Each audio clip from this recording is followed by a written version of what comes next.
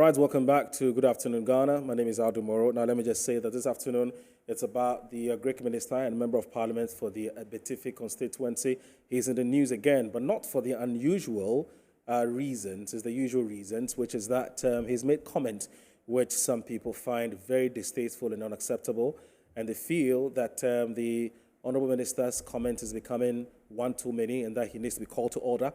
What is he saying? Now, he said over the weekend in Nsawam during a party rally that the New Patriotic Party will do everything possible. And let me read what he says. He says, before I end my speech, I want to reiterate that whether the NDC likes it or not, they will not win the 2024 elections. They won't win.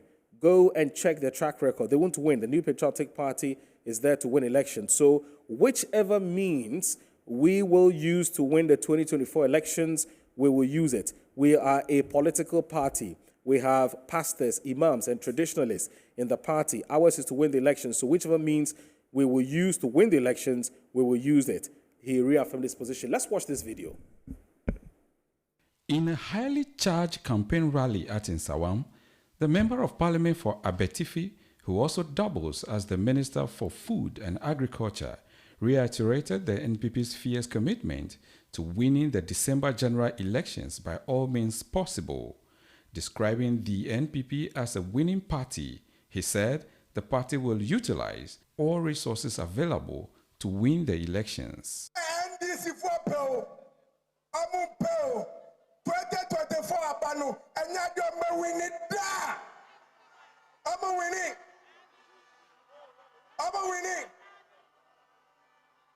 don't go check your record I'm winning na NPP amano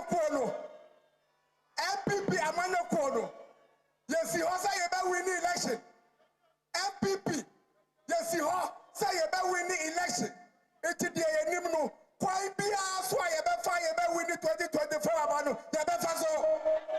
Responding to these comments, the Deputy Communication Officer of the NDC, Malik Basintale, during the campaign launch of the NDC in the Upper West region said the Member of Parliament for Abetifi will be compelled to hand over power just as he did in the Snit Hotels saga. He just stood at the corner, and when he was about to take the hotels, we said, "Hi!" He ran away. And you dare say you will not hand over power to President Mahama. I have a message for him. On the 9th of December, inshallah, if the good people vote for John Mahama and your MPs, if he's a man,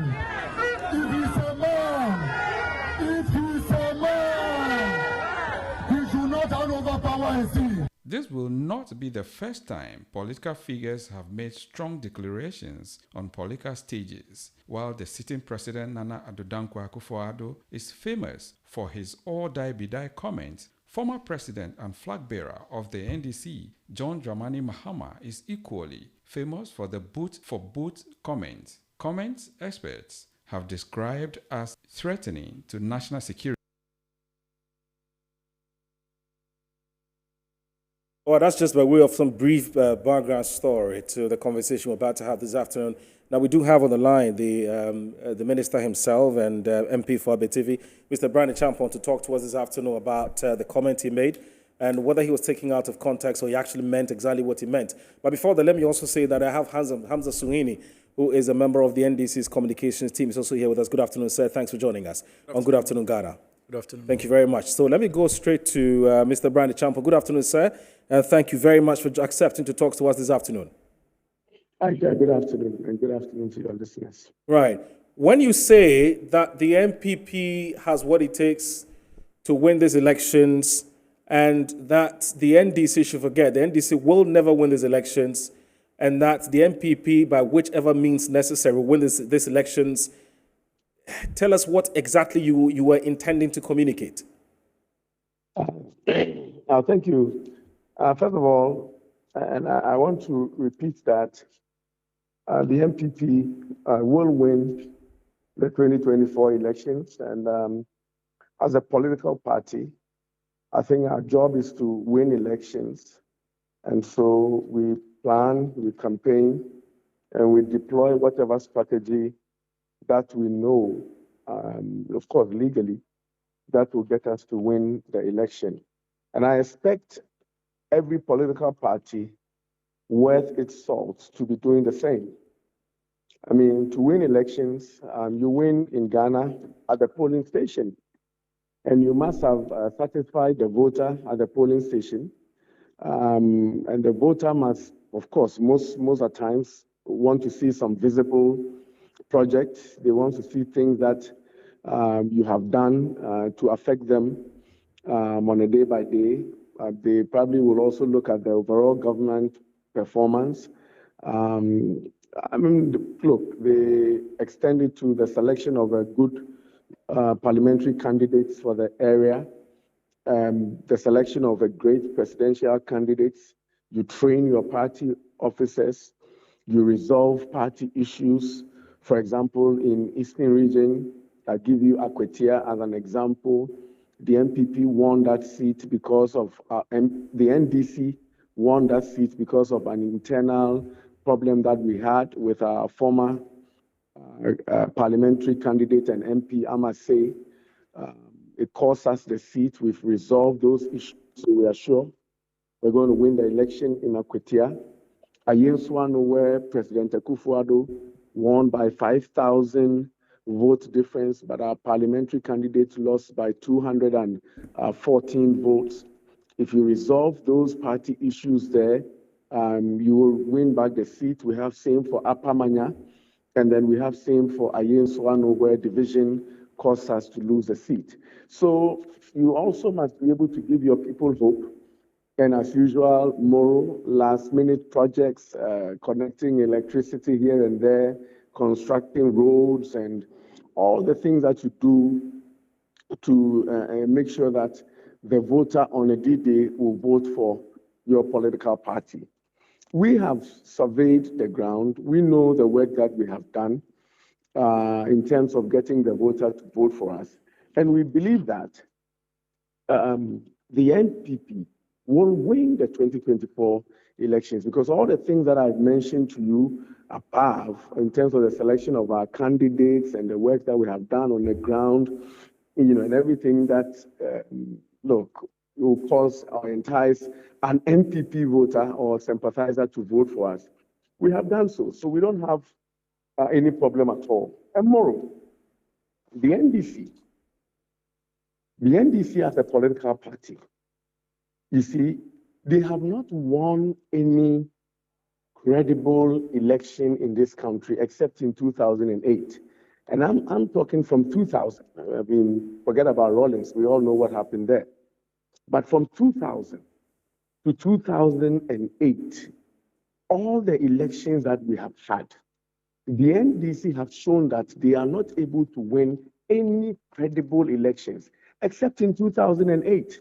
And even in 2008, they sort of won after a third round. There was the general election, there was a runoff, and then there was time. Even that, they got 50.2%. In 2012, yes, they won. But everybody in this country know why we went to court. Because we had significant evidence to show that they devised a strategy when they were in power to sort of put 2, 3, 4, 5 votes on all the 27,000 polling stations across the country. And that caused them to get an extra 1% of the vote. And that is why in 2016, they lost miserably. So if you look at the core statistics, if you look at everything that NDC stands for in this country, one, look at the average votes that the NDC has attracted from the year 2000. Even if you include the runoffs, you realize that NDC is hovering around 48.3%. It tells you that they don't have the numbers as NDC core supporters to win an election. The NPP stands at 51.1%. If you take the average result minus the runoff results, okay, the NPP stands at 50.3%, the NDC stands at 46.7%. It tells you that the NDC does not have a core base. And for them to win, they will have to run down the government with lies, okay, throw dust in the eyes of the people. NPP needs really minimal effort in terms of campaigning and doing great governance for their people to vote for them. So all this put together tells me and tells our party that we stand a greater chance, in fact, with certainty, that we are going to win the elections 2024. And by me standing on a platform declaring that the NPP will win the elections, using whatever strategy, is based on the thing that I just mentioned, not because anybody who is going to rig an election. Tomorrow, in this country, has NPP ever been accused of rigging any of the elections? Is it not the NDC that on 2 or 3 occasions we've taken to court for rigging elections? Have you ever heard that the NPP has rigged an election? The reverse is true. So the idea or the thought that there's some sinister motive to rig an election is unthinkable when it comes to the NPP. And that is not really what we seek to do. We are going to win the elections legitimately, genuinely. We are going to win it at the polling station, and there will be no issues at all. Tomorrow, what I said was to assure the NPP folks and those who vote for us that we will win 2024 election. I see. But Bryan, I'm listening to you now. What you're actually saying on Good Afternoon Ghana today, and the explanation you're giving, is palpably different from what you said on that stage. I'm going to read to you what you said, and unless, of course, you were quoted inaccurately by... I was going to correct you. You cannot read what I said. You have to play what I said. No problem. In fact, we just played your video before we called you, and in that video, I also personally heard you say that before I end my speech, I want to reiterate that the NDC, whether it likes it or not, they will never win the 2024 elections. They won't win. Go and check their record. They won't win. So whichever means, please hold on. So whichever means we will use to win the 2024 elections, we will use it. We are a political party. We have pastors, imams, and traditionalists in our party. Ours is to win the elections. Now, Bryan, when you say to anybody in this kind of political climate that you would win an election by whichever means necessary, you don't think that people are also entitled to interpret it to mean that you have some kind of a sinister motive, which is you intend to rig the elections. And again, Bryan, just a second. Bryan, just a second. And also, as for accusations and counter-accusations about political parties rigging elections, we've heard that since 1992. It's not the first time. I mean, each time a party loses election, they will accuse the party that has won the elections for rigging elections. I mean, the NDC has accused the NPP several times, even in 2020. They have said it time and again that the NPP lost that elections, but for the last minute, they call it machinations and gerrymandering that you did. So what you said earlier about that somebody should actually give you one instance where the NDC has ever accused the NPP of rigging, that's not factually inaccurate because the NDC has said quite a number of times. You are not a spokesperson. They have not taken anything or proving anything to court. I'm not talking about evidence-based. I'm saying that commentary. We went to court with a pink sheet and we proved our case. He said we had a case, but at the time, the political climate and all the legal reasons that they gave, that NDC should stay in power. We kept quiet. Okay, so what last minute machinations did the NPP do in 2020? Tell me one polling station that the NDC can claim that the NPP changed the results, please. Don't even speak like that. But in any case, what I said on the platform is what every political, and NDC has said was, look, you remember that the NDC told us that we will never sit on the seat of government. Do you remember? Right. The NDC told us that we will never sit on the seat of government, that if we wanted a seat to sit on, we should go to Angloga and get them to carve a seat for us. Have you forgotten? Right. So these statements, and then when they said that and they lost the election, what happened? They handed over to us. So when I say that we are going to do everything, we are a political party and we have to do everything possible to win an election. That is what we do. But it cannot suggest violence, mayhem, rigging, and all those things. How? The political dispensation that we are in now cannot have room for the things that I just mentioned. But you do everything possible, every trick in the book to make sure that you win an election. And NDC is doing the same. They are all over the country campaigning, telling lies, running down government, saying all kinds of things. Okay. Because they are doing everything possible to win the seat. Let me tell you something. Johnson has said, okay, first it started with Omane Boama. Omane Boama came and told us that the NDC will win 2024 election by 57.3%. And that they are certain that they will win the fight for political power. He said, and I quote him, we will win the fight for political power. When he said that, was he going to fight somebody?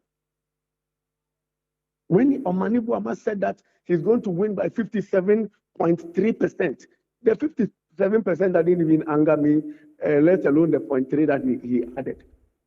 That the fight for political power, I don't think that he meant that we were going to stand in the ring at the polling station and fight for political power. And that is why the NPP ignored it. A month later, in May, when he said that in March, 2 months later, the chairman of the party, 23rd May, said that the NDC will win by 52%. And the party is certain of that. Did the NPP panic? When the director of elections said that they were going to win by 57.3%, and the national chairman said that they were going to win by 52%, and they were certain about that. The NDC panicked? No, we didn't panic. I see. Because we know that we are trying to charge their base. But you see, Bryan, here's the thing. You see, context matters too. Remember that we have already heard from two prominent persons in the NPP. We've heard the likes of Mr. Lord Comey, who's the Director of Operations at the Presidency, who said, as far as he's concerned, the NPP is not breaking the 8. The NPP is continuing. So as far as it's concerned, there's nothing to break. The NPP is continuing. That's number one. Number two, and in fact, he went to the extent of saying the NDC should forget it. They're never winning the 2024 elections, and that the NPP will do everything possible to stay in power. You've heard the president also say same about twice or so. He says, as far as he's concerned, he's handing over power to another NPP government. Now, when people put all of these commentary together and they say that there's something amiss, you're saying that people who feel that way don't have any legitimate basis to feel that the party in government has some funny motive. You're saying they don't have any legitimate basis to think like that. Moro, except to say that you quoted what you claim NPP personalities have said. You have not said one thing that the NDC people have said. No, because you know why, Bryan? You know why? Because we're discussing what you said now. I mean, if we're going to go back to what others have said in the past. No, but immediately you say what NPP people have said, you have to also quote what NDC people have said. But once you do that, you probably will be accused of being an NDC spokesperson.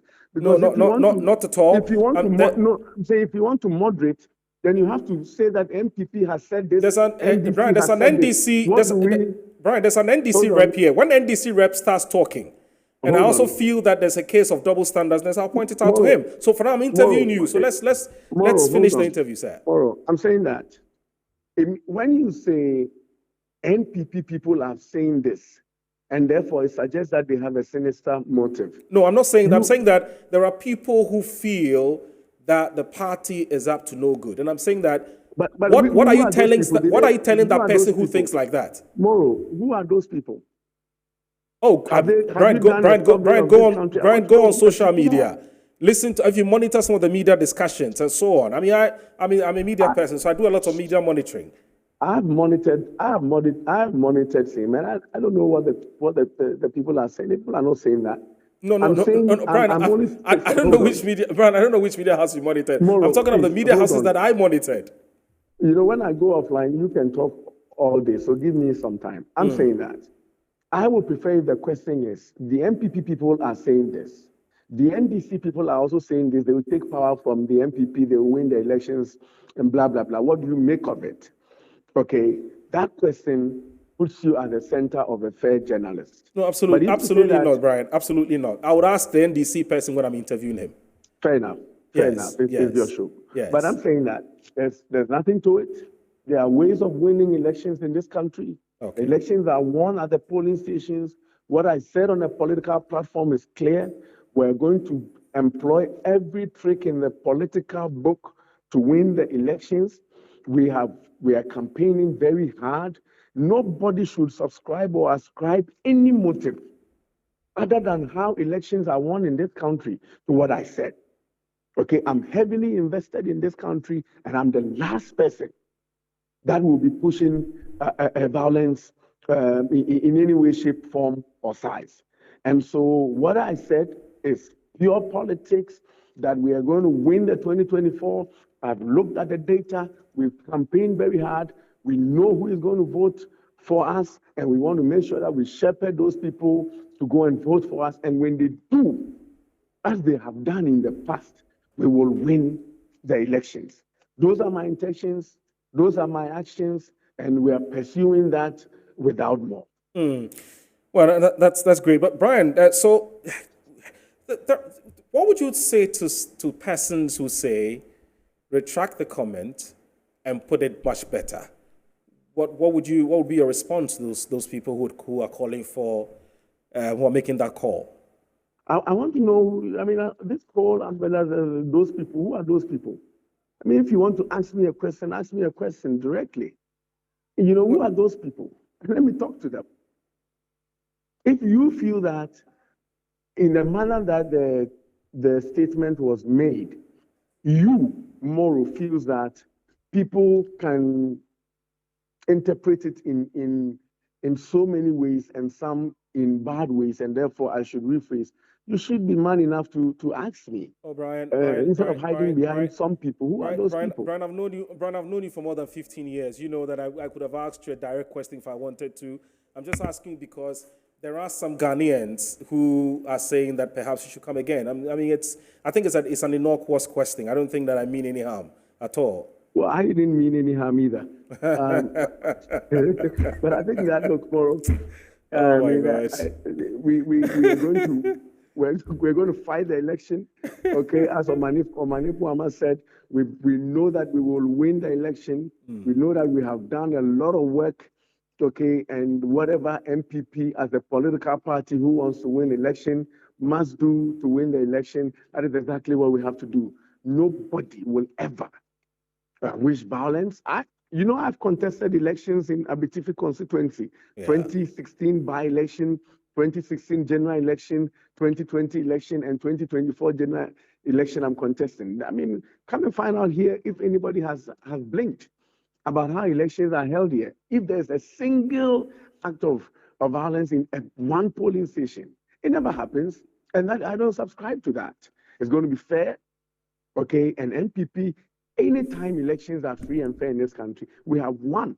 And I say that the records are in our favor, and I strongly believe with our campaign and the internal organizations that we have done, we're going to win the elections. But Brian, before you go, just before you take leave of us, just finally, I've been wondering, what joy do you get from consistently saying that the NDC should forget about winning the 2024 elections and that the NPP will do everything possible to win elections? In fact, in the past, you said that you would never hand over power to the NDC. I mean, what joy does Brian get that anytime he gets an opportunity to speak to the crowd, he makes comments to this effect? What is it? You know, what you are doing in propaganda studies is called stacking. What is that? Saying in propaganda studies, what you just narrated is called stacking. Right. That you take one issue that I said this in Kwewu, you have said this thing, and now you have said this thing. What joy does it get? What kind of question is that, Moro? You know, I mean, come on. What have I said? In fact, if you not right? Brian, if you go on Ghana Web has actually cataloged the number of times that he makes as comments to that effect. No, but I'm saying that I should go and stand on the stage and say that what NPP may not win the election, that NDC will likely win the election, and that I cannot understand what you are trying to put in my mouth. So basically saying that I say MPP will win the election, and some NDC people are not comfortable with it. That is their business. Mine is to communicate positively to my MPP base that we're going to win the election. And they know we have 39,000 polling stations. Multiply that by 5 offices across the country. In fact, we have now increased it to 20 people per polling station by 40,000. That is the number of people that are in every polling station across the country campaigning for MPP. okay. We have our fingers on the dial, and I have to be able to motivate them that we're going to win the election. I have to give them examples of why we're going to win, and I want them to work hard to win. How else do you want me to go and, what else do you want me to go and stand on the stage and say? Okay. That the election is difficult, that NDC is likely to beat us, and therefore we should start packing. Is that how a political leader should charge his base? Okay. Bryan, it's always a pleasure talking to you, sir. Thank you so very much. And I wish you well, sir. I need it. Thank you so very much. That's Bryan Acheampong. He's a member of parliament for the Betifi constituency and also the minister in charge of Ghana's agriculture. Let me also say that Adib Sani has joined us here. He's one of the most sought after security analysts and consultants here in this country.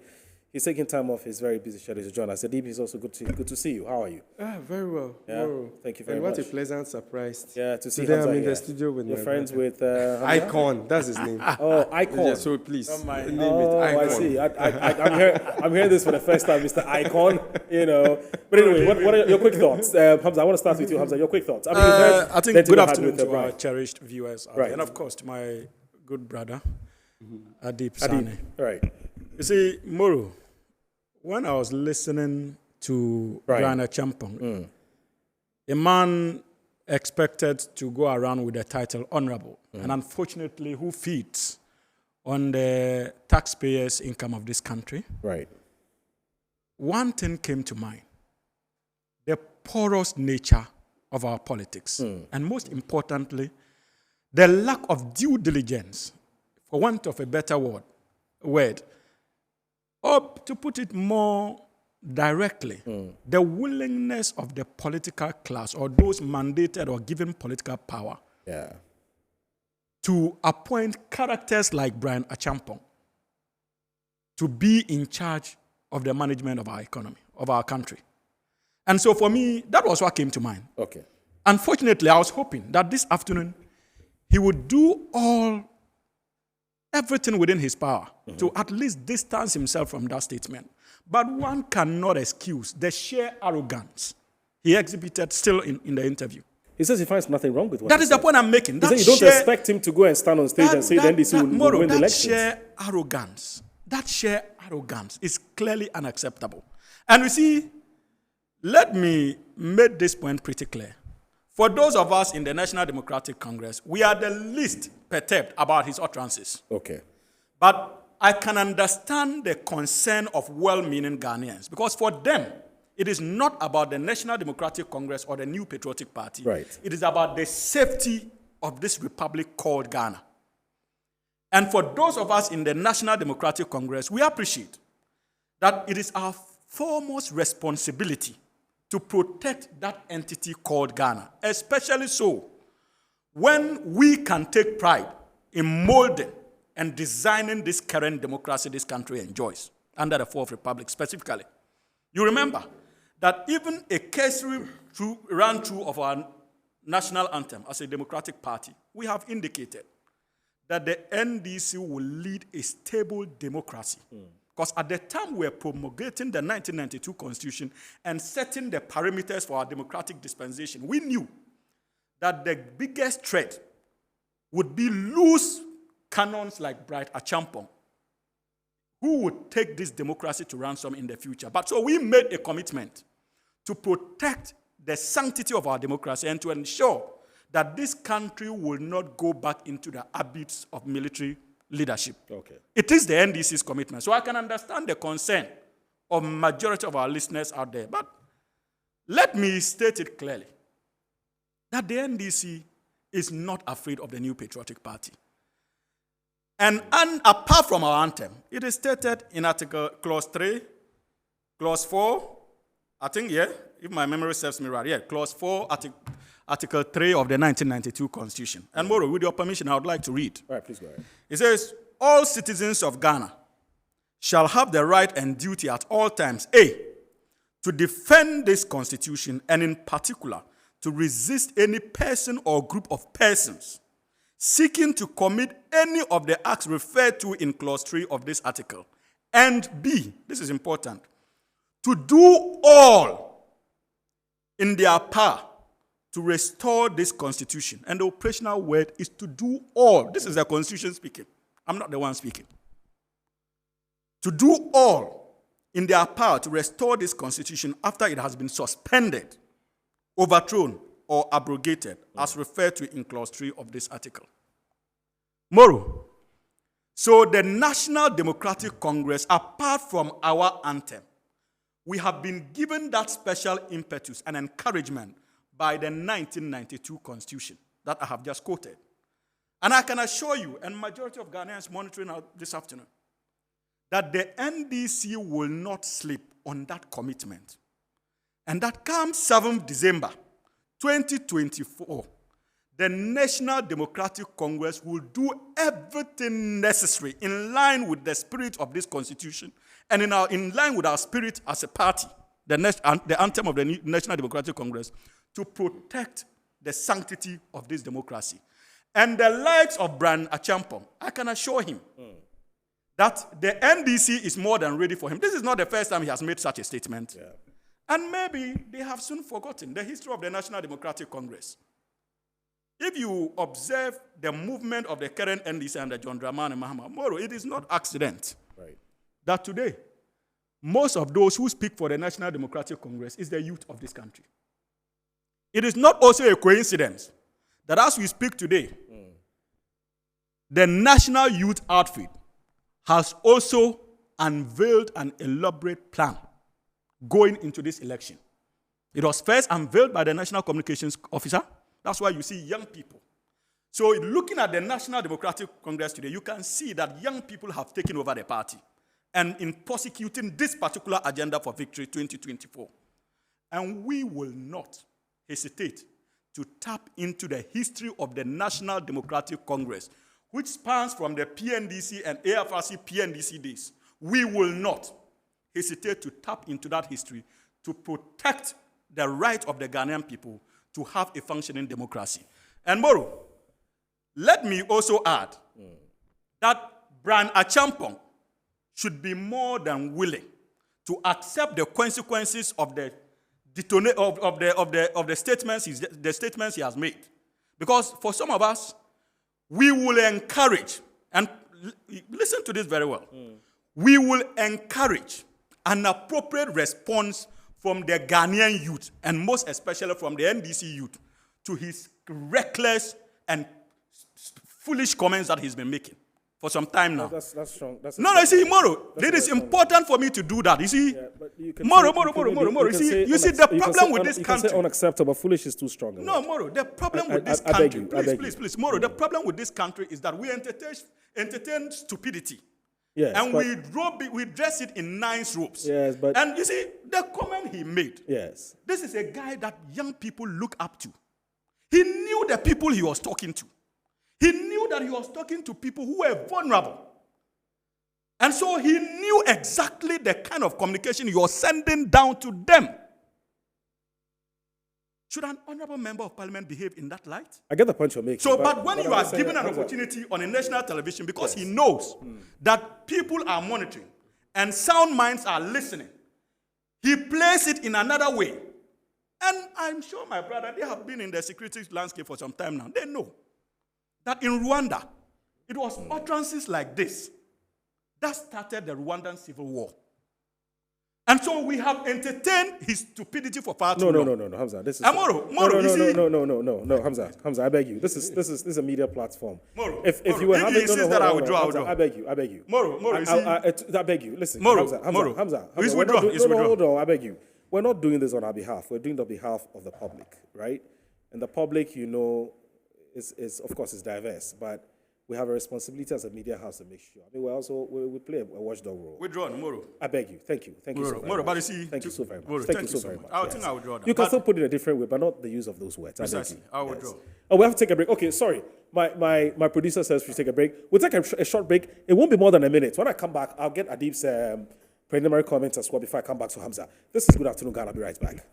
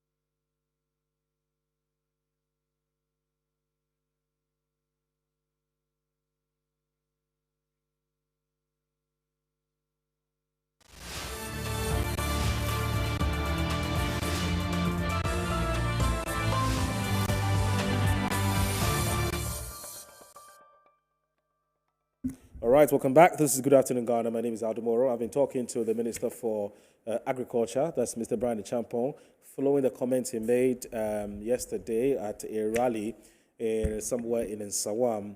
And he's been talking to us for almost about 15 to 20 minutes or so, trying to explain exactly what he said. But in a nutshell, he says he finds nothing wrong with the statement he made and that he'll repeat it any time, any day. I mean, as far as he's concerned, no serious political party goes on platforms and says that opposition will win elections.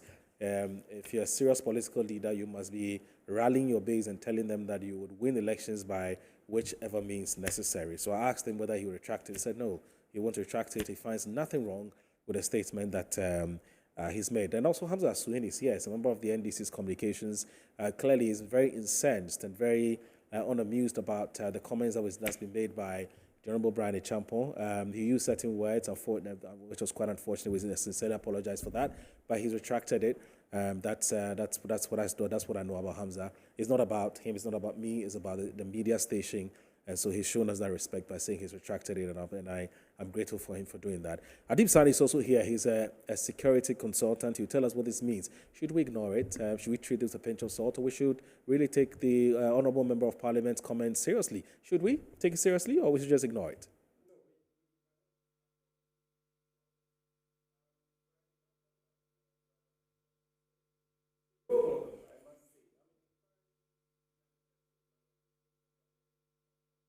Okay, sorry, your microphone was off. Sorry, Okay. it's on now, yeah. All Ask right, whether we so- should ignore or we should take it seriously. Okay, we should take it seriously. Bryan Acheampong is well known within the political space. Okay. He has earned a lot of respect over the years politically, and he's a businessman as well. Right. But I don't know why or how all of a sudden he's notorious for spewing out such incendiary statements. He proudly mentioned that he said it at Etiwa, he said it at Kwehu, and he's saying it again. By all means, I mean, just by adding legal means would have saved us all of this trouble. Yeah. But surely it is an irresponsible statement. It has the tendency of inciting violence and moral. I mean, let's be scientific about it. You know, Ghana, one of the things that is keeping us safe over the period is December 7th every 4 years. I mean, so at the height of the coups, people were asking, and, you know, young people coming out in the streets, demonstrating and holding the country to ransom. People ask me, why is that not possible in Ghana? And I tell them it's because of December 7th. I think Ghanaians would want to vent their frustration more at the polling station or the ballot box. Right. I hear also people talk about the fact that we are not angry enough. But you see, anger is not the end. That is not where the camel's back is broken. Right. Okay, beyond the frustration and the anger, there's what we call hopelessness, you know. When people are frustrated and angry, they would seek to change you at the end of the 4-year period at the polling station. But if that is also taken away from them, that is when it metamorphoses into hopelessness. And that is when you would have people come out to say, no, power resides in us, all right? And so if statements like this are made, it has the potential of undermining the integrity of the whole electoral process, because it gives people the opportunity to feel that you are up to something and will take all means possible to prevent you from achieving that. Let us also be mindful of the fact that... Adib, just hold on a second, Adib. Which aspect of the Honourable Member of Parliament statement do you find worrying? Is it the fact that the NPP will win the elections? Is it the fact that the NDC will never win elections? Is it the fact that it says the NPP will use whichever means necessary? What exactly about the statement? Which aspects of the statement do you find worrying? For which reason you think that we need to sit down and sort of, for which reason, first of all, you're saying it's irresponsible, and also, you think that we should take it seriously?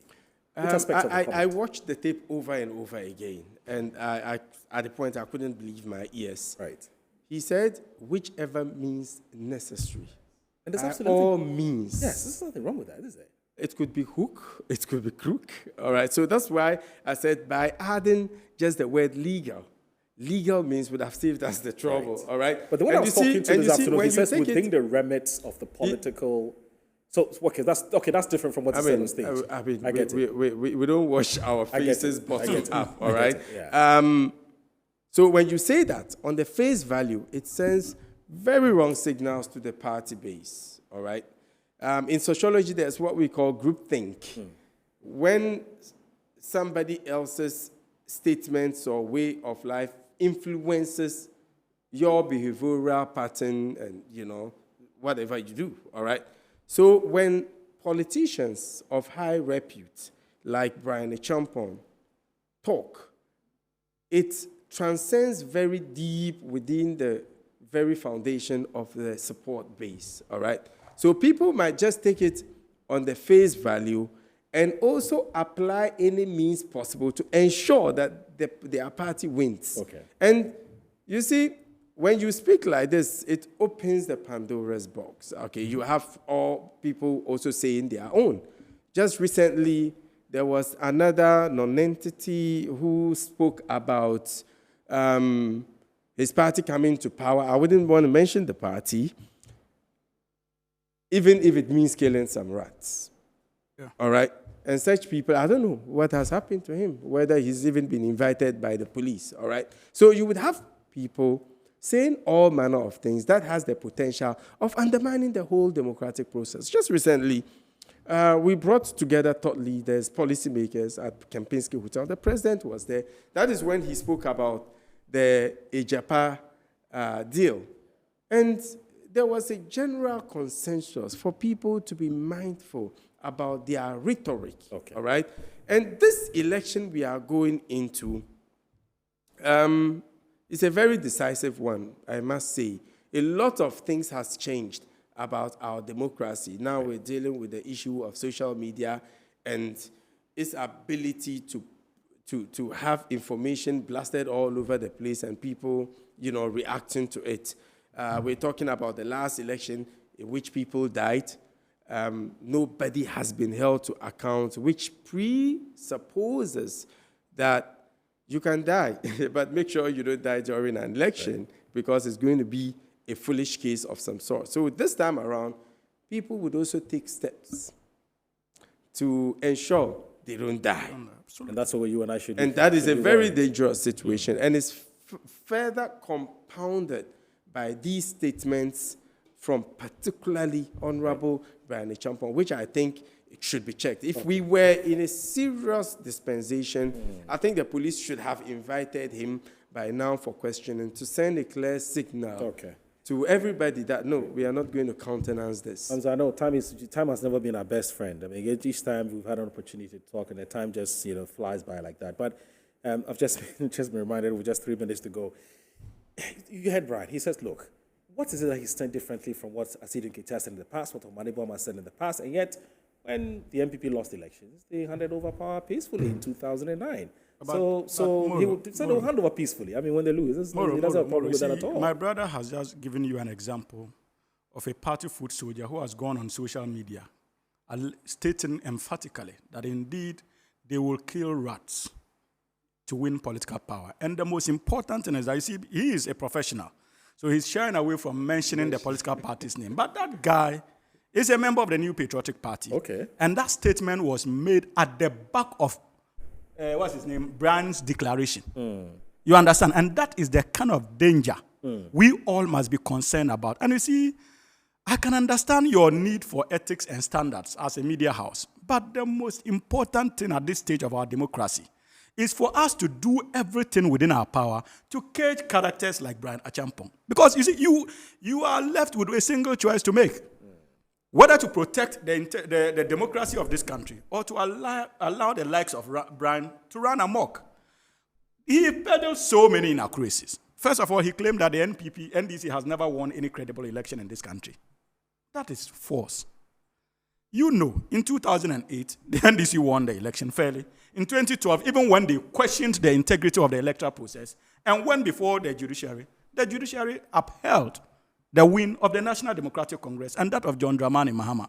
And if credibility of elections are determined by whether the election has been challenged or not, in 2020, we challenged the outcome of the election results. So by that deduction, can we conclude that election was not credible? But the NDC accepted the outcome of the court decision in that election. So and that is why it is difficult to run commentary on Bryan without getting emotional. Right. Moro, let me state it emphatically, finally, that as a political party, that is not oblivious to their East roots. Okay. From the AFRC to the PNDC, I can assure you that we are not intimidated in any way. And that Bryan should only pray. Bryan should pray, because I think that their biggest hope in the past has always been President John Dramani Mahama and his humble card. As a youth of the National Democratic Congress, we have had fruitful discussions and engagement with our flag bearer. Okay. And we have made it clear to him that our lives depend on the outcome of this election.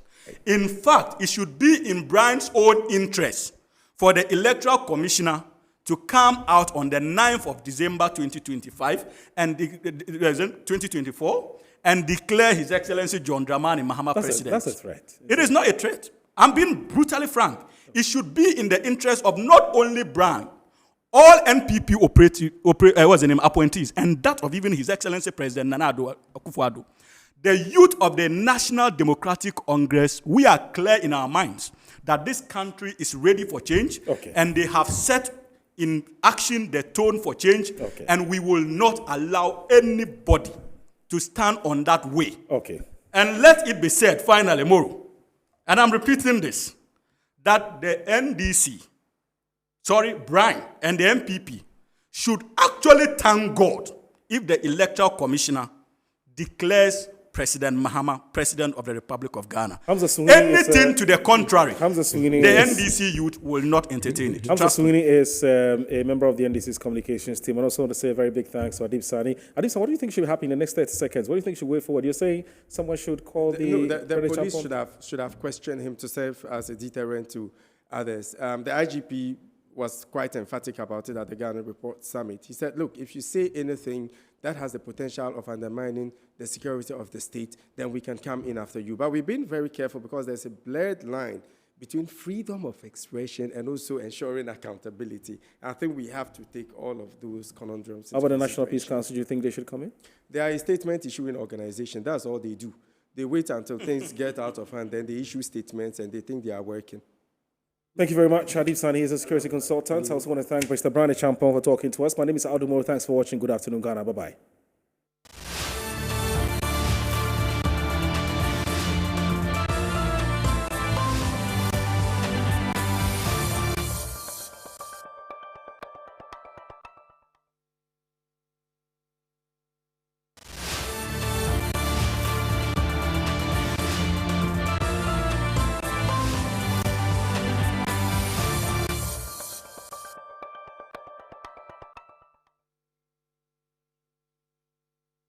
In a highly charged campaign rally at Nsawam,